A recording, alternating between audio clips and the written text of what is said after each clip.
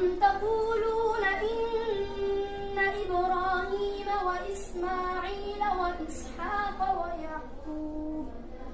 وإسحاق ويعقوب والأسباط كانوا هودا أو نصارى قل أأنتم أعلم أم الله ومن أظلم ممن كتم